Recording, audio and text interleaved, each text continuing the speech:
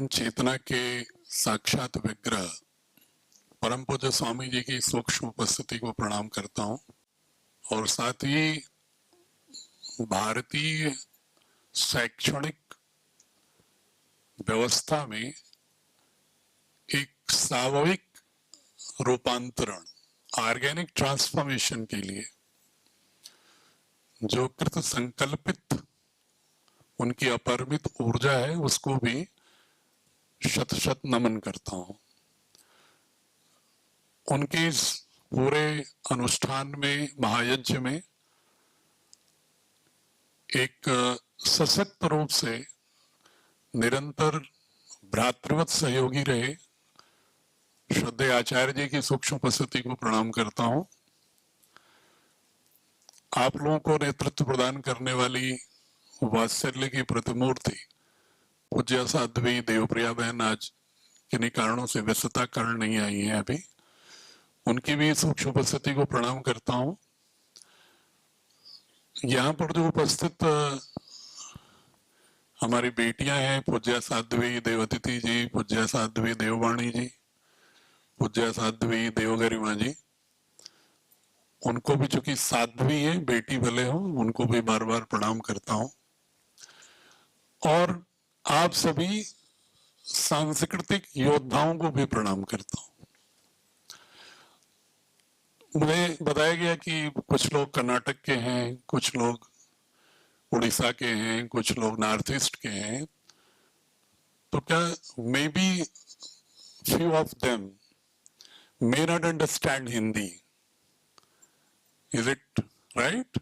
हिंदी नहीं समझते? सभी समझते हैं, कर्नाटक के लोग भी। तो जरा हाथ उठाएं, कर्नाटक से कौन कौन है? आप सभी लोग हिंदी समझते हैं? नहीं, अगर कोई इश्यू हो तो मैं इसलिए पूछ रहा हूं कि मैं अगर इंग्लिश हिंदी नहीं समझते हो, इंग्लिश समझते हो तो मैं इंग्लिश में बोलूं, अगर दोनों समझते हो तो मैं बाइलिंगुअल कर लूं। इसलिए पूछ रहा था कि ताकि आप तक कम्युनिकेट हो सही, क्योंकि मैं संस्कृत निष्ठ हिंदी बोलता हूं प्राय, तो उसमें कहीं कोई संप्रेषण का संकट ना हो, इसलिए पूछ रहा था मैं। इसलिए बहुत स्पष्टता बताइए, अगर if you need bilingual communication तो then I will try to explain bilingual ना। हाँ, यही मैं समझ रहा था कि आपको, क्योंकि मैं साउथ इंडिया में जाता हूं तो जनरली लोग ये कहते हैं कि sir if in English, Tamil Nadu में तो कहा कि sir please only in English, हमने कहा ओके, एंड कुछ जगह पे कहा सर बाइलिंगुअल, तो हमने कहा ठीक है। तमिलनाडु में मदुरई में वहां बहुत सारे लोगों ने कहा कि sir we understand Hindi but a little English little Hindi, हमने कहा ओके, नो इशू। और थोड़ा बहुत तो मैं सीख रहा हूं आपकी भाषा भी, रीजनल लैंग्वेज, क्योंकि तमिल, मलयालम, कन्नड़, तेलुगु, उड़िया, असमीज बिना सीखे हुए भारतीय शिक्षा बोर्ड को हम पूरे उत्कर्ष तक नहीं पहुंचा पाएंगे, क्योंकि हमें वहां पर इंटरेक्ट करना पड़ेगा। इसलिए हमने उस पुस्तकें मंगा के पढ़ना शुरू किया है कि अगर भारतीय शिक्षा बोर्ड को हमें वहां पर जाकर के बताना हो तो कुछ मिनट हम कम से कम उसके मूल उद्देश्यों को उस भाषा में बता सकें। उसमें हो सकता है कि आप लोगों का कोई योगदान भी ले लूंगा मैं। देवदत्ती जी से कहूंगा कि इसमें से कोई ऐसा हो जो भाषा का जानकार हो, जो हिंदी टू असमी, हिंदी टू कन्नड़ की पुस्तकें हो, तो आप लोग भी पढ़ेंगे, हम भी पढ़ लेंगे। खैर, अब बात आते हैं भारतीय शिक्षा बोर्ड की लीगैलिटी कि है क्या भारतीय शिक्षा बोर्ड। तो भारतीय शिक्षा बोर्ड अगर दार्शनिक रूप से कहूं मैं, अगर फिलोसॉफिकल एक्सप्रेशन जो है वो भारतीय संस्कृति का भारतीय शिक्षा पद्धति में समावेश, blending of ancient knowledge system with modern education. और ये संकल्प स्वामी जी ने लिया विगत 15 वर्षों से लगातार अनेक मंचों पर, अनेक इंटेलेक्चुअल सेमिनार्स में, अनेक पॉलिटिकल सेमिनार्स में सोशल रिफॉर्मर्स के, सामाजिक सुधारकों के गोष्ठियों में उठाते रहे कि जिस देश की शिक्षा अपनी जड़ों से ही कट जाएगी तो वह देश बहुत दिनों तक ऊर्ध्वगामी वर्टिकल प्रोग्रेस नहीं कर सकता है। क्योंकि अगर कोई वृक्ष है, वो अगर उसकी जड़ें नीचे जमीन से पोषण नहीं प्राप्त करती हैं तो वृक्ष का अस्तित्व समाप्त हो जाएगा। तो उसी तरह से हमारे जो भी विकास होता है उसका एक क्रम होता है, निरंतरता है उसमें। एब्रप्टली जोल्ट नहीं होता कि जैसे आपकी जो उम्र है और इस उम्र में आपको अचानक कोई मैजिक कर दें देवादिति जी कि आपका सब स्मरण खत्म हो जाए। मान लीजिए, एक इमेजिनरी बात कर रहा हूं मैं, मजाक में उनका नाम लिया कि मान लीजिए कि आपकी स्मृति भ्रंश हो जाए, खत्म हो जाए, क्या विकास करोगे आप? कर पाओगे?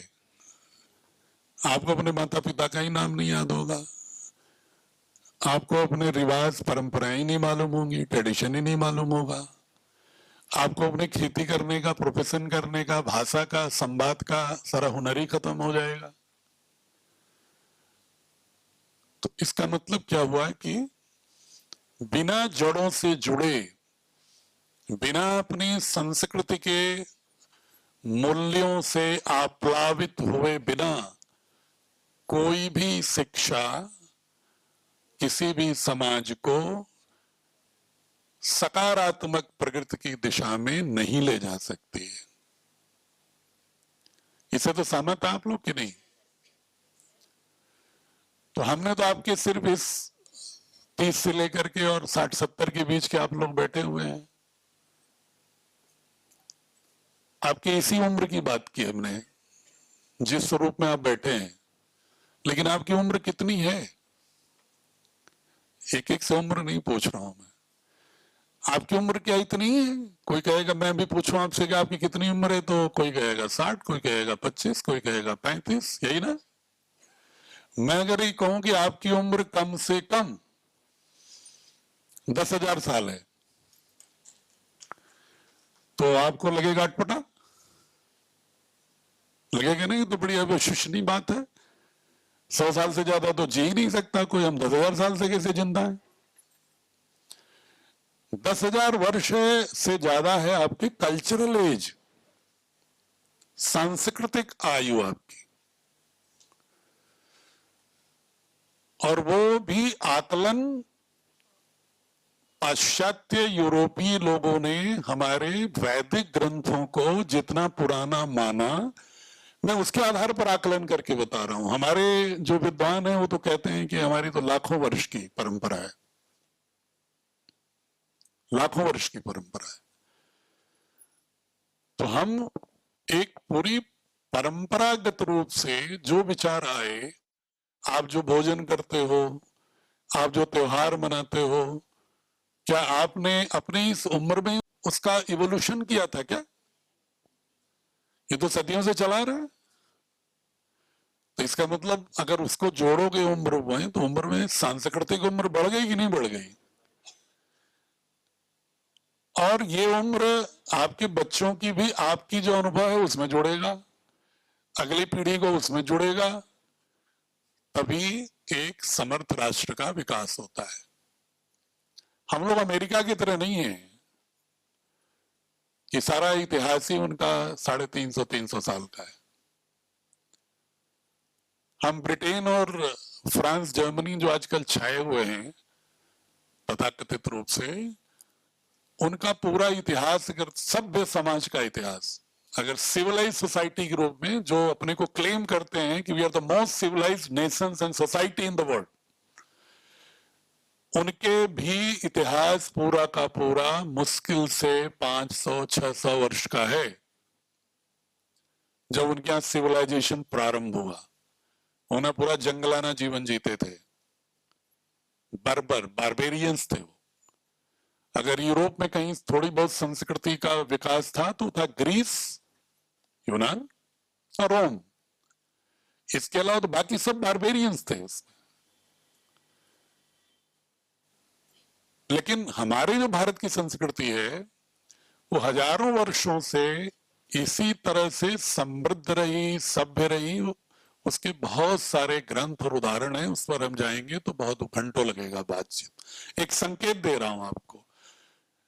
और उसी तरह से स्वामी जी इसलिए इस बात को उठाते थे बार बार कि भारत जो एक निरंतर प्रवहमान राष्ट्र रहा है, हमारे साथ और भी कुछ पुरानी संस्कृतियां थी पुरानी। आप लोगों ने पढ़ा होगा कि भाई बेबीलोन, मिस्र, फारस की जो अवेस्ता पर आधारित है, जुरथ्रस्ट जहां पर महान दार्शनिक हुआ ईसा के 500 साल पहले, बुद्ध का समकालीन था वो। तो उन संस्कृतियों की भी चर्चा होती है। लेकिन आप ये बताइए कि कोई संस्कृति ऐसी है जो भारत के समानांतर प्राचीनतम रही हो? प्राचीनतम तो कोई नहीं थी। हाँ, उसके थोड़े दिन बाद ये संस्कृतियां भी आसपास की थी, लेकिन आज उस रूप में है क्या? उसमें से एक भी संस्कृति बताओ। भारत तो जीवंत है अभी भी, लेकिन उसमें से कोई संस्कृति अभी जिंदा है? मिस्र और बेबीलोन में इस्लाम अभी हो गया पूरा का पूरा। बेबीलोन कहाँ है मालूम है आपको? जहां पर युद्ध चल रहा है, गाजा वाला, और उसके आसपास सब खंडहर मिलते हैं। कोई प्राचीन किसी भी संस्कृति का अवशेष नहीं है। मिस्र पूरा का पूरा इस्लामिक कैप्चर हो गया। फारस जो अवेस्ता दर्शन था, जो कहते हैं कि वेदों का एक प्रतिरूप था, मतलब समान तरह की अवधारणाएं अवेस्ता में भी दिखती हैं वैचारिक रूप से, लेकिन वहां पर भी 8वीं 9वीं शताब्दी में पूरी की पूरी अवेस्ता की संस्कृति, फारस की मूल संस्कृति समाप्त हो गई। पूरा का पूरा जो ईरान है वही फारस था। इराक और ईरान ये मूलतः अवेस्ता दर्शन के थे। पूरा का पूरा इस्लाम हो गया। तो कोई संस्कृति जो हमारे आसपास भी पनपी हो, भारत की संस्कृति तो प्राचीनतम है, लेकिन उसके आसपास के कालखंड में पनपने वाली कोई संस्कृति भी वर्तमान में उस रूप में जिंदा नहीं है।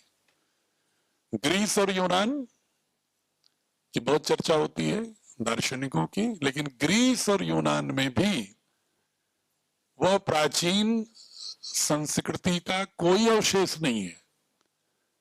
वहां भी अगर मिलता है तो बाद के कालखंड के ही स्वरूप मिलते हैं, मतलब क्रिश्चियनिटी बेस्ड।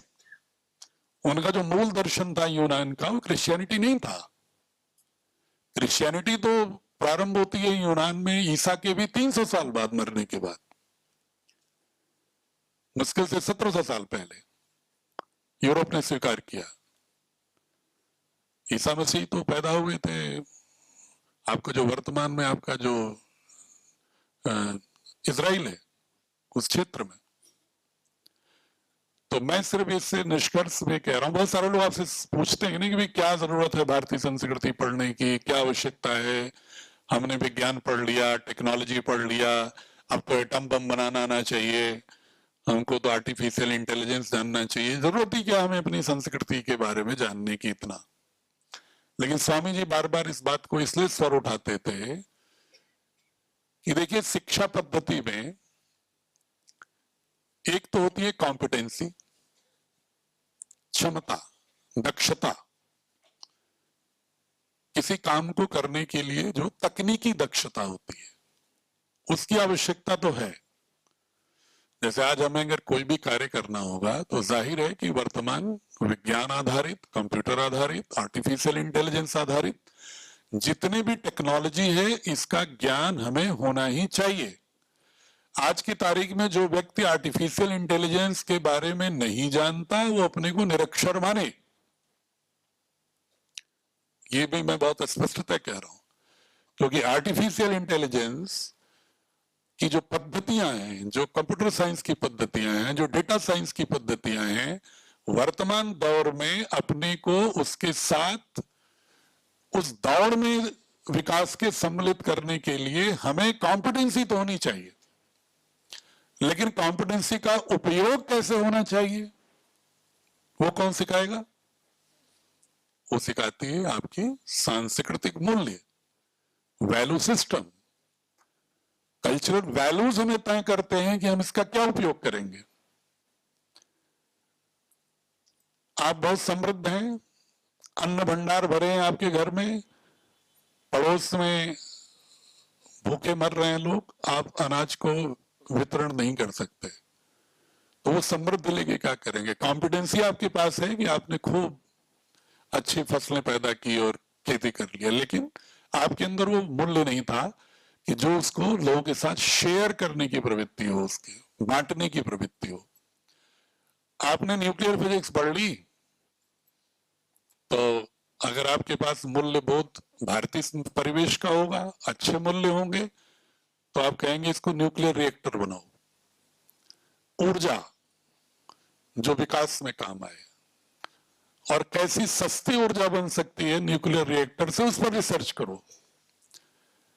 लेकिन आपका अगर डिस्ट्रक्टिव सोच है, विध्वंसात्मक है, तो आपके मन में आएगी कि एटम बम बनाओ, हाइड्रोजन बम बनाओ। मतलब you are competent, but you are using wrong tools of value system against the humanity. आप मानवता के विरुद्ध उसका प्रयोग कर रहे हैं, जैसे रावण ने किया। उससे बड़ा कॉम्पिटेंट आदमी कौन था?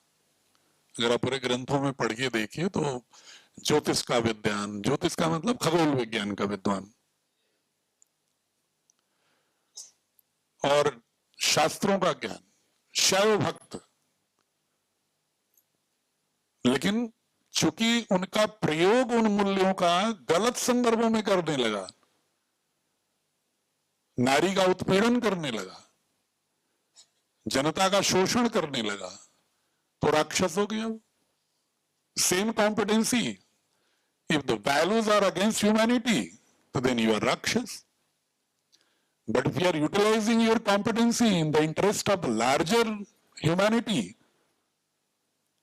तो फिर आपके अंदर वो मूल्यबोध होने। तो किसी के लिए शिक्षा पद्धति के माध्यम से जब बच्चों को गढ़ते हैं, तो बच्चों के अंदर कॉम्पिटेंसी तो प्रकृति ने ही दे रखा है, अंदर से बहुत कुछ ग्रो करता है बच्चा अपने आप, लेकिन वैल्यूज बच्चा कम उम्र में ही सीख पाता है। एक विज्ञान का शोध है इस पर कि up to the age of 14 years, 14 वर्ष की उम्र तक बच्चे का मानस निर्माण जो हो जाता है, वो चेतन का, सबकॉन्शियस का, उसी के अनुसार जिंदगी भर उसको उसकी गतिविधियां संचालित होती हैं। हम लोग सबसे कम केयर करते हैं छोटे बच्चों का। ज्यादा फोकस रहता है कि बच्चा 12वीं पास करके इंजीनियर बनेगा कि डॉक्टर बनेगा कि आईएएस बनेगा, क्या बनेगा, इस पर ज्यादा फोकस होता है। हम चेतना में तभी आते हैं जब 9वीं 10वीं में बच्चा आता है क्लास में। लेकिन अगर सही मानव बनाना है तो आपको चिंता कहां से करनी होगी? कहां से करनी होगी? बचपन से नहीं, गर्भ से। गर्भ से चिंता करनी, उसके बारे में सचेत होना होगा। और इसीलिए मातृशक्ति की सबसे बड़ी भूमिका होती है किसी राष्ट्र के निर्माण में। ये तो पुरुषों का वैश्यपन है जिन्होंने कि पूरे दुनिया में माहौल को खराब किया। लेकिन अगर मूल रूप से अगर ऋचाओं को देखेंगे आप, तो वैदिक संगीताओं में बार बार मातृशक्ति की वंदना है। मातृदेवो भव, पितृदेवो भव। पहले मातृदेवो भव, पितृ नहीं। और मां ही सबसे पहले गुरु होती है। गुरु का मतलब कोई जरूरी नहीं कि बैठ करके हम आपको वेद और संगीता पढ़ाएं। एक एक कदम चलने से लेकर के एक एक छोटी सी छोटी दीक्षा भी जो आप देते हो, आप गुरु हो उस रूप में। कैसे भोजन करेगा, कैसे व्यक्तिगत स्वच्छता रखेगा, कैसे सामाजिक स्वच्छता रखेगा, कैसे करुणा का भाव होगा, कैसे एक कोलैबोरेटिव एफर्ट्स के साथ आगे बढ़ने का एक सहयोगात्मक रुख होगा। ये सब मूल्यबोध जो है, इम्पैथी हो, जिसको बहुत सारे नाम दिए जाते हैं, empathy, compassion, courage, resilience, respect for others, democracy, liberty, fraternity, equality, pluralism करके अनेक शब्द आते हैं। जो हमारे शास्त्रों में भी अनेक शब्द आए।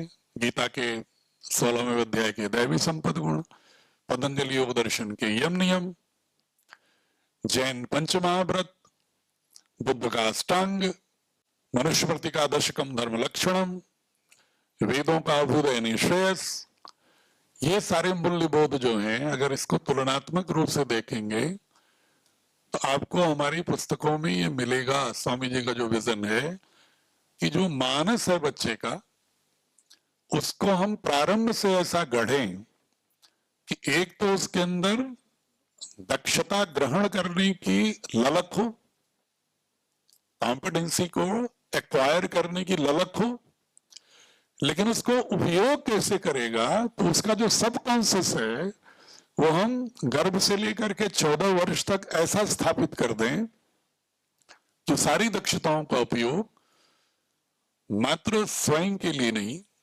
परिवार के लिए नहीं, राष्ट्र के लिए, विश्व के लिए, ब्रह्मांड के लिए, पूरे कॉस्मिक एंटिटी के लिए करे। आपस में कोई भेद ना हो। जैसे बहुत सारे लोग कहते हैं कि मेरा व्यक्तिगत इंटरेस्ट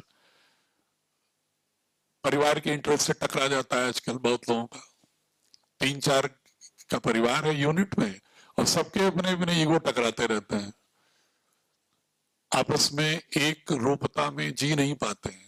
आजकल खतरे बढ़ रहे हैं। या परिवार भी हो गया तो पड़ोसी से नहीं पट रही है, रिश्तेदारों से नहीं, सामंजस्य नहीं है, या सामाजिक गतिविधि से सामंजस्य नहीं है, या राष्ट्र से नहीं है। क्यों नहीं है? क्योंकि हमारे मूल्यबोध ऐसे नहीं है कि हम अपने इंडिविजुअल इंटरेस्ट को नेशनल इंटरेस्ट के साथ अलाइन कर लें। हमारी एक्टिविटी ऐसी क्यों नहीं हो सकती कि हमारे लिए मंगलकारी हो, समाज के लिए मंगलकारी हो, राष्ट्र के लिए मंगलकारी हो, प्रकृति और पर्यावरण के लिए मंगलकारी हो। ऐसा विकास लेके क्या करेंगे कि जो प्रकृति को ही विनाश कर दे? फिर अगली पीढ़ी का क्या होगा? संपोषकीयता का क्या होगा? सस्टेनेबिलिटी ऑफ डेवलपमेंट कैसे होगा? Economic growth with ecological compatibility की चर्चा होती है ना, कि आपकी आर्थिक समृद्धि तो हो लेकिन इकोलॉजिकल कॉम्पेटिबिलिटी भी हो, उसमें पर्यावरणीय सहजता और सौहार्द भी हो। ये स्वामी जी बार बार इसको महसूस करके उन्होंने जब देखा, आपको मालूम है कि स्वामी जी भारतीय दर्शन और संस्कृति के बहुत अच्छे अध्येता हैं, और उन्होंने भारत की सारी सांस्कृतिक विचारधाराओं को भी देखा और उसके मूल में क्या है उसको तलाशने की कोशिश की, और उसके आधार पर उन्होंने कहा कि हमारी भारतीय शिक्षा बोर्ड एक ऐसा बोर्ड होना चाहिए जिसमें कि हम भारत के बच्चों का मानस भारत के मूल्यों के अनुरूप विकसित करें और उन्हें आधुनिक दक्षताओं में भी प्रवीण करें, लेकिन उनका प्रयोग करने की जो उनकी वैचारिक पृष्ठभूमि हो वो भारतीय संस्कृति से आप्लावित हो। ऐसा आप लोग नहीं चाहेंगे? चाहेंगे ना ऐसा बच्चा? कि बच्चा चाहेंगे राम या रावण? बताओ। तो कृष्ण चाहेंगे कि कंस? तो भारतीय संस्कृति की मूल आत्मा को पहचानना होगा, वरना कंस और रावण बनाते फिर रहे हैं। हम लोग घूम रहे हैं, कहीं कलकत्ता में घूम रहे हैं, तो कहीं बदलापुर में घूम रहे हैं, तो कहीं कर्नाटक के बेंगलोर में घूम रहे थे दरिंदे। तो इसलिए कि उनका मूल्यबोध दूषित है, उनका अपना जो सामर्थ्य है उसको सामाजिक सामर्थ्य के में परिवर्तित करने की भाव नहीं है उनके अंदर। और ये विकसित हो सकता है तो 14 साल तक ही हो सकता है, ये भी बता रहा हूं आपको, क्योंकि हमारे शास्त्रों ने पहले से रिकॉग्नाइज किया। कितने संस्कारों की बात होती है भारत में? 16। उसमें से कितने संस्कार ऐसे हैं जो 8-9 साल के पहले के हैं? 11। इतना फोकस क्यों किया उन्होंने? 3 संस्कार तो गर्भ में कह दिया। पूरी दुनिया का कोई दर्शन मैंने बहुत पढ़ा कि कहीं लिखा हो कि बच्चा जब धरती पर बाहर आने से पहले, मां से पृथक होने से पहले भी उसको 3 संस्कार दिए जाएं। अब आपको लगेगा बहुत सारे लोगों को कि ये सब तो फालतू बातें हैं, वैज्ञानिक नहीं है, कि गर्भ के अंदर बच्चे को हम क्या ऐसा दे देंगे कि उसका वैल्यू सिस्टम ठीक हो जाएगा। इसको मैं तो आपकी सूचना के लिए बता दूं कि मैं मूलतः फिजिक्स का विद्यार्थी हूं और साइंटिफिक टेम्परामेंट की वकालत हमेशा करता हूं। साइंटिफिक रिसर्च के आधार पर बता रहा हूं जो आगे कह रहा हूं आपको, सिर्फ एक नैरेटिव नहीं है इमोशनल। साइंटिफिक रिसर्च ये कहती है कि जो बच्चा गर्भ में भी होता है वो बाहर के परिवेश के सिग्नल्स को महसूस करता है। ये वैज्ञानिक रिसर्च है। और जैसा उसके मां का चिंतन होगा, जैसा उसके आसपास परिवेश में घटित हो रहा होगा, बच्चे का अवचेतन उसके अनुरूप ही सृजित होना प्रारंभ हो जाएगा। और उसको फिजिक्स की भाषा में उन्होंने कहा कि गर्भ में आने के बाद से 4 वर्ष तक वो अल्फा रेज है, 4 से 8 साल के बीच में वो थीटा है, 8 से 12 साल में बीटा है और 12 से 16 साल में गामा है। ठीक है। तो उनका कहना है कि जो सबसे अधिक ससेप्टिबिलिटी होती है, उसके अंदर जो संवेदनशीलता होती है, वो 12-14 साल तक, 16 साल तक होती है। और उसका आंकड़ा भी है, मैंने कई बार, अगर आप लोगों ने मुझे सुना होगा तो मैं इस आंकड़े को भी बताया हूं